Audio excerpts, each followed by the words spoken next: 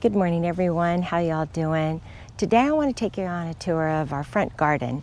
It's probably been a good month since I've done anything of substance in here, and I'll explain that a little bit later. I've had pockets of days where I've been able to do a little bit of work, a little bit of pruning, deadheading, cleaning up, just perennial cleanup during the summertime. But my mom has been in the hospital for a couple of weeks, and then she went to rehab, and I'll explain all that a little bit later. But I wanted to tell you, if you see my garden not looking as pretty as it could, it's probably because I have devoted most of this last month to her care and being with her in the hospital and making sure that her garden looks good when she came home from the hospital. But I want to start right here on the west side of our front garden, where I direct sowed some zinnia seeds a few weeks ago. I did some right here around, and you know, when you look at a glance, that almost resembles the salvia coming back, but these are the zinnias right here, and then this is salvia that I cut back a bit ago, and then I'll take you around the other side. But real quick, in front here where you see purple, they're Serenity Purple African daisies mixed in with the Wizard of Oz Veronica from Proven Winners, and I think I really would like to take up the rest of the African daisies and just line this whole area with the Veronica. I just cut it back so it doesn't look like it did in the early spring. I've had the African daisies for several years, and I think I'm ready for something a little different, and I really do like how the Veronica performs. My only problem is I don't know where to get it, so I might have to order it. When I picked up the Veronica, and there's some here, I think there's some right here, and then it comes up and around. I picked that up, I don't know, maybe 4 or 5 years ago at Lowe's, and I've never seen it since. So unless I can talk one of our locally owned nurseries into ordering some, I might, they could bring it in. I might have to order off of their website. But then I want to come around here and show you the other zinnias. So this is our property line, and we're standing on our neighbor's property right now. But down here, there's more Veronica, and intermixed are more zinnias. And you'll see leaves that from the camphor trees, and you might even see some little palm trees that I've struggled with coming up. And you'll also see a lot of the mulch gone. I've slowly started putting bagged mulch down. I don't know if it came from the compost that we ordered, but only in our front flower bed, not our back garden. We've had hundreds, and I mean hundreds, of what looks like little palm trees growing. And I've just had to continually pull them. And I thought, okay, I've never had this problem before. Was it the compost that I ordered? And so I've slowly begun to pull it up and just put bag compost, because it's been somewhat of a task to continue to pull these palm trees. Anyway, I just wanted to show you that the zinnias are coming up here, and then in between, look, I even have an old dahlia that's coming up. More zinnias there, here, and right here. And then in between, you'll see the Veronica. And so eventually I would love, from where the Society garlic stops right here, to just continue with the Veronica all the way around until where the Dianthus begins. So I'm hoping I can try and get that done this fall. Our 3 Olivia Rose Austin roses and the Cardine Mill, they're doing amazing. I've had no diseases at all plague them. They're doing wonderful. I just recently pruned them again.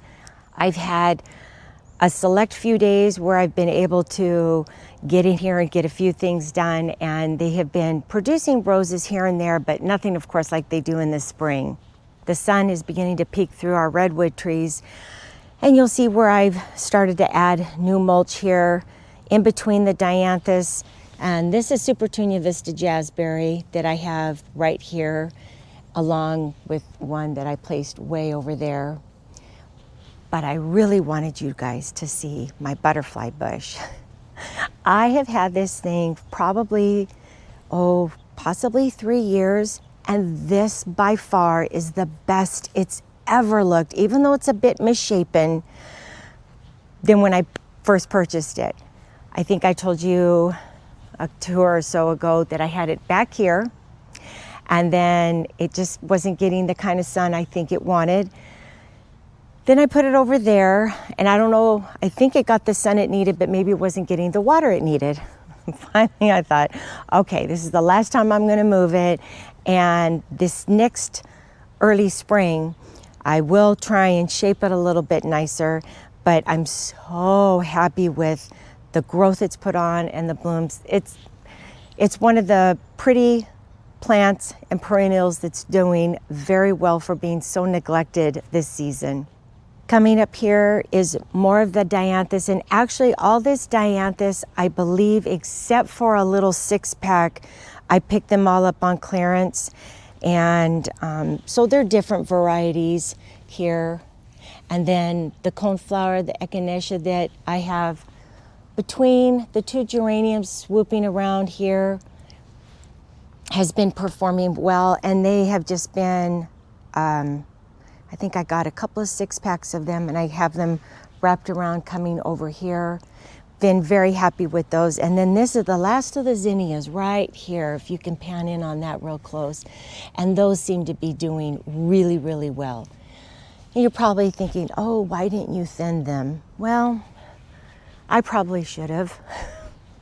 But I thought, you know what, it's so late in the season, I'm just gonna throw them out here. We're gonna see what they do, and see if we get any blooms out of them. So I probably should have thinned them, but we're gonna let them be for now. This is the evening rose hibiscus right over here that was, I don't know, maybe 1/4 of an inch tall coming out of the ground. I did not want to give up on it, and maybe this next year it will push more growth. I don't know. I've kind of wanted to pull it and put something different there, but I haven't really had the time, so there she is. This is one of those flower beds that's kind of given me a bit of grief. I never know exactly what to put in here. It gets filtered morning sun off and on. Then it gets shade a good portion of the day, and then, maybe 3 or 4, it gets hit really hard with our afternoon sun. And even though we've had a mild summer, that's not typical for us. We really, I think, have only had maybe 15, 16 days of temperatures over 100. So it's really been mild, and I'm not complaining. However, I've been very happy with the plants that I've chosen. I have a little bit of, let me come around here.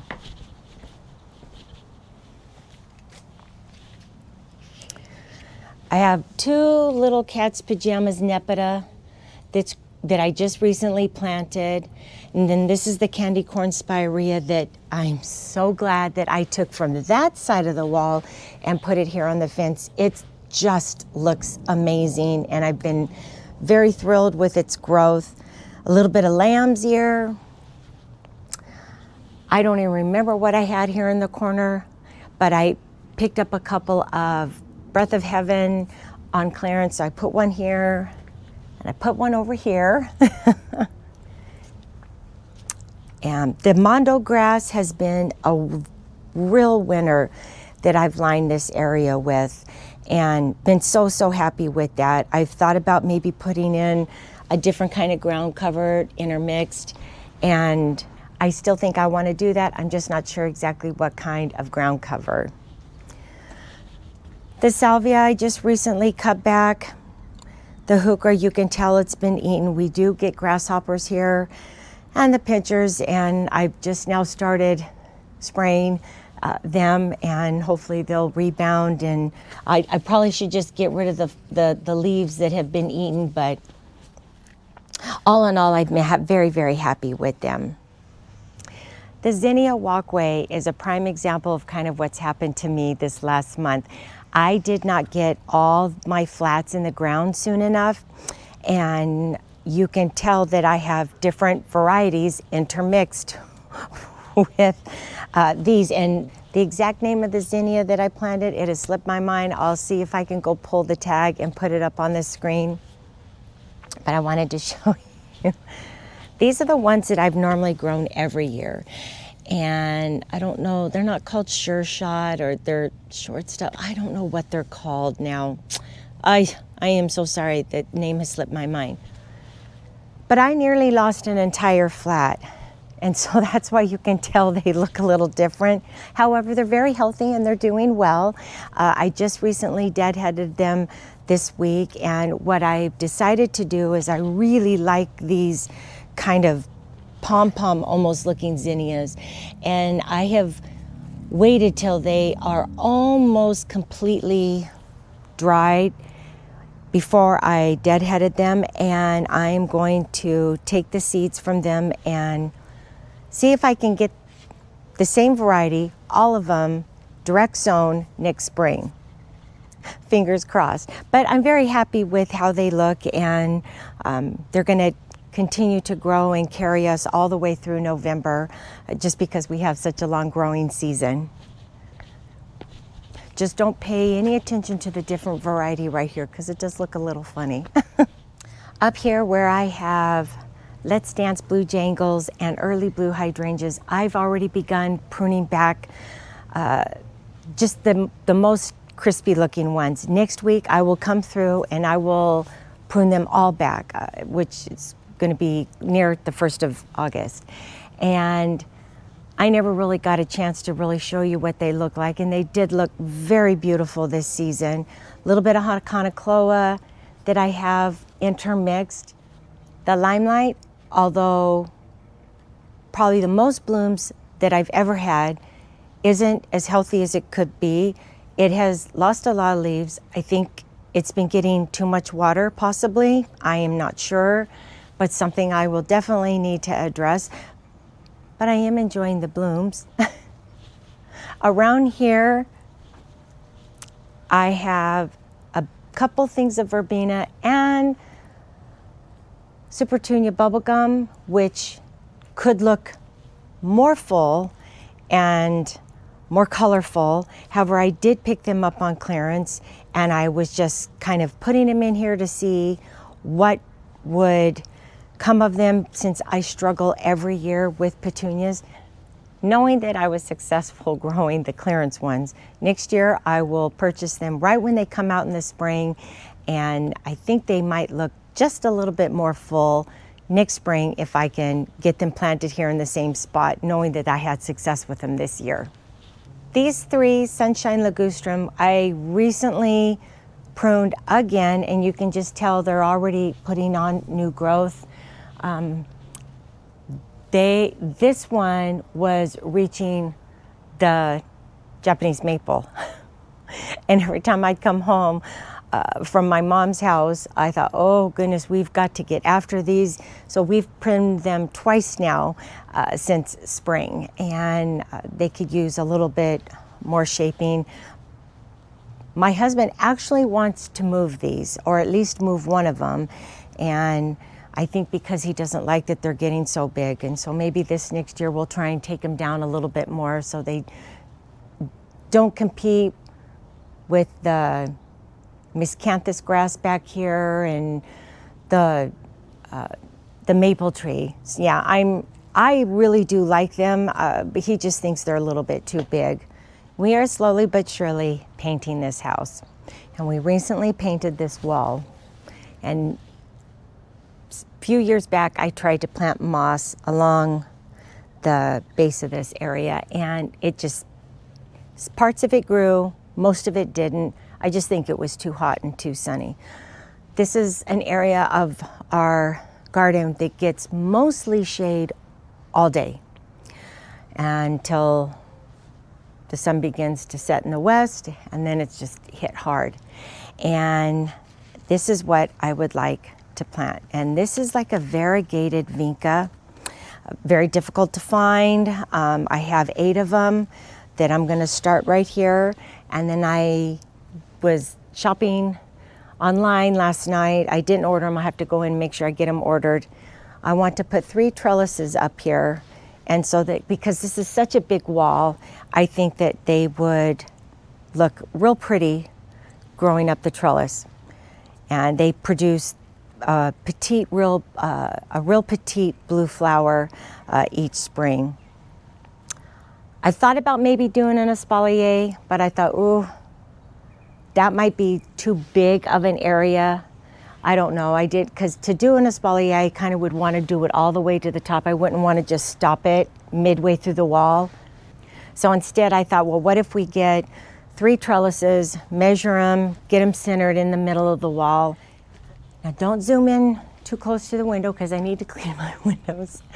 But this is my one of my few bright spots of annuals that have done amazing. Of course, I have this window box on drip, and these I took apart from a basket. They're all a bunch of different petunias, and I wish I could tell you the names of them. Sorry, I don't have them. And I wanted to trim them last night, but I thought, no, I'll show you guys what it looks like, and I'll probably come in later on this morning and kind of give them a good prune. I've sprayed them with BT, I think twice. Again, I haven't been in my garden much, and I think I've only given them fertilizer once. So for that being said, they look pretty nice for the neglect that they've received this summer. We haven't brought the paint quite around to the front of the garage yet, but that European cypress that you see tucked in right there, I think I bought it. It wasn't even maybe 10 inches on clearance at Ace a few years ago. And what is it, a couple of feet now? It looks really good. Haven't had to shape it, haven't had to prune it, I've done nothing with it. Just really, really happy with its growth habit and how it looks right there. But I wanted to end right here where I have my begonias. For the most part, they're looking really, really well. I've added a couple little polka dot plants in between. The Dusty Miller is doing well. Here's the polka dot plant.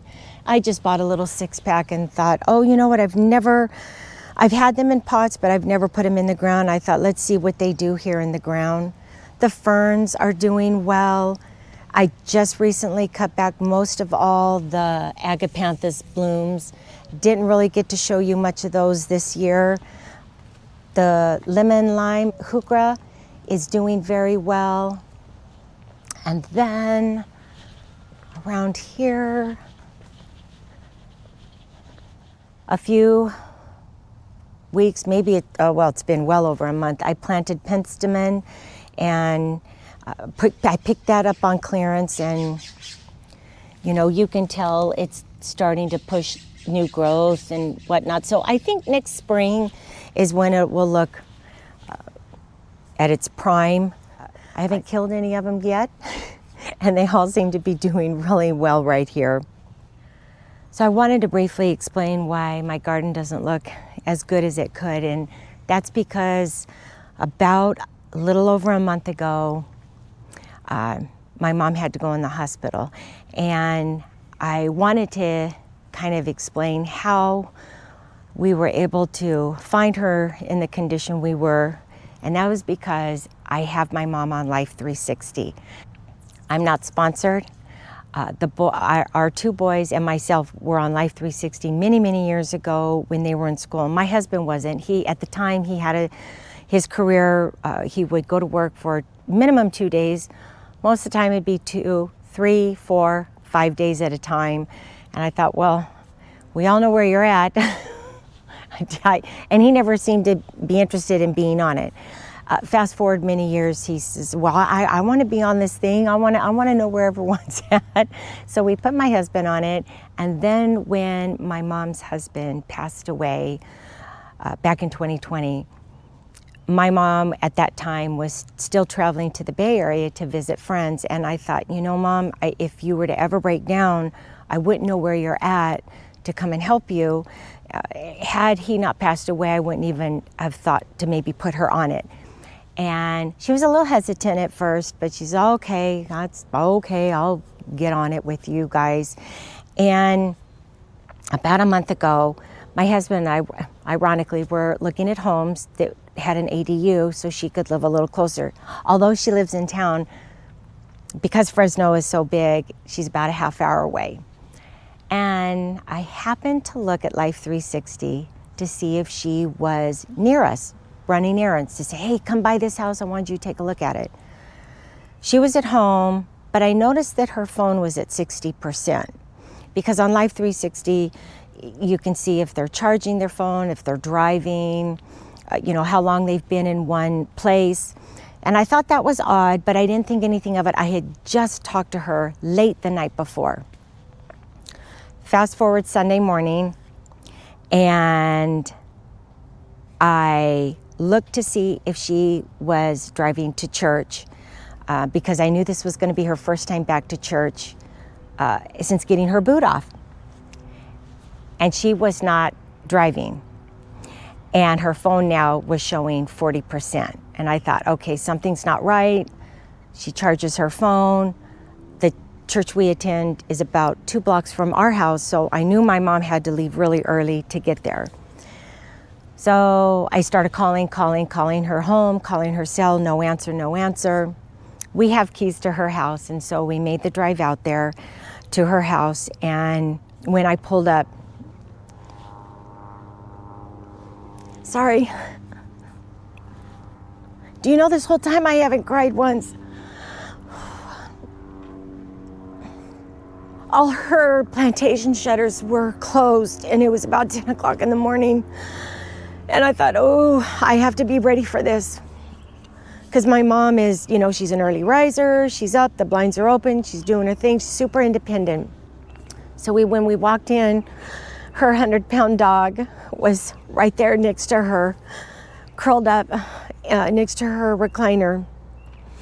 And she barely could lift her head up. And my husband, who has since retired, has been a first responder, and I could tell he was kind of kicking into his career mode and was asking her questions. Like, I just kept saying, what's going on? She wasn't answering me, and he asked, who's the president? Where do you live? How many quarters make $1? She was not answering any of that. She was shaking like she had Parkinson's. And when she would look at me, she would look right past me, like through me, almost like she had dementia. So we had the ambulance get her to the hospital. She's severely dehydrated, very dehydrated, completely disoriented. And they kept her overnight, probably because of her age. And that early that morning she called and she said, I've been having a lot of pain in my stomach. I don't know what's going on. They just ran a CT scan. I said, okay, well, I'm almost ready. I thought I was just going to pick her up after a night of being dehydrated. Before I could actually leave the house, the hospital called and said, we're taking your mom in emergency surgery. We think this is going on. We're not sure. We won't know until we open her up, which was a complete shock to me. So I never even had a chance to say anything to my mom. They were just wheeling her in. So I get to the hospital and I wait. And while she was in surgery, they could not stop her spleen from bleeding. She had to have a blood transfusion. They had to take her spleen. When she came out, her blood pressure dropped so severely, they had to put a central line in her right here. Anyway, she's doing well. She was in the hospital for a few weeks. Oh, and she has a feeding tube. She has not had any real food beyond liquid for 6 weeks now. And after the hospital, she went to physical rehab, which is a whole nother show. Oh, goodness gracious. And then when she came home, I was with her for a few days, trying to get her feeding situated with her tube and that kind of thing. She's on the road to recovery and she's doing well, but I have to say, had I not had Life360, I really wouldn't have known something was going on, because I talk to my mom every day now, but at the time, there would be a day or two where we wouldn't talk, just because she was busy, I was busy, and we would text, but we wouldn't actually talk on the phone. It was when I could see that her phone wasn't being charged and she hadn't come to church that I knew something wasn't right. And for that, I'm grateful. So if you need, and I don't pay for any of the extra stuff. And if I didn't say it in the beginning, I want to make sure this is not sponsored. But if you're ever on the fence about getting it, I would get Life360 or some kind of a tracking app. It just has to be the Life360 happened to be the one that we started using many, many years ago. So I'm just thankful that we had that, and I'm thankful that I knew enough to say to my husband, okay, we've got to get down there and see what's going on. Oh, and what I didn't tell you, and intermixed between all that, I dedicated that time between spending time with her in the hospital and making sure that her garden looked good.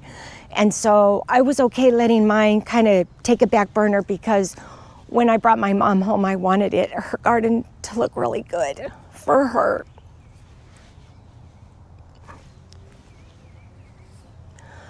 So her garden looks pretty good right now. I've done a lot of trimming and spraying and fertilizing for her, and she's now able to do that now on her own. But in between all that, her dog wasn't doing well. Oh, that was just awful. And we ended up having to put him down while she was in the hospital. Oh, that was awful. It was heartbreaking for her. It was heartbreaking for us. I didn't want to have to do that. We tried to keep him alive until she got out of the hospital, but we knew that wasn't going to work out. And a funny little caveat, I had just barely come home for a couple of days because my mom was able to be on her own. It was in the evening time. I just sat down, showered, put my PJs on, and I get this frantic call from my mom saying her feeding tube had fallen out. She no longer had to be fed through it, but they wanted to keep it in. So we made the drive to go pick her up, take her to the hospital, which was good because they ended up having to put it in her again. Something about having that area heal inside internally, and they weren't ready to pull it out. And that was on a Friday night, and I thought, oh, I'm so excited. Saturday, I'm gonna be able to work in my garden. And I was telling my husband everything I wanted to do, like pick up some plants. And well, by the time we got home from ER and dropping her off, I didn't get to bed till 3. So that next day, I didn't do anything in the garden. I woke up feeling like a zombie. But things are looking better, and she's having therapy all the time now. And I'm just so happy and thrilled that she's still here, and she's realizes that she needs to drink water. So for those of you who don't like drinking water, please drink water. She's never been a fan of that, and I said, you've got to be better at staying hydrated, Mom, because that's kind of what precipitated all of this. But anyway, thank you guys so much for watching my little tour that hopefully in the next few months or come fall will look a little bit better than it does now, a little bit more mulched, and maybe some more blooms to show you. Thank you again for watching, and we'll see you soon. Bye.